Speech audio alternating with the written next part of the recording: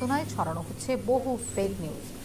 তবে পাল্টাপাল্টি কাঁদা ছোড়াছুড়ির মধ্য দিয়েই উঠে আসছে বহু সত্য ঘটনা। এসেছিলেন বীরের বেশে, ভাঙবেন পাকিস্তানি দূতাবাস। লন্ডনের রাস্তায় অন্যান্যদের সাথে এভাবেই ঔদ্ধত্য আর আক্রমণাত্মক অঙ্গভঙ্গি করেন এক ভারতীয় যুবক। A few moments later. পর মুহূর্তেই পুলিশের হাতে আটক হন তিনি। পাকিস্তানের গণমাধ্যম সহ সোশ্যাল মিডিয়াগুলোতে দৃশ্যটি রীতিমতো ভাইরাল।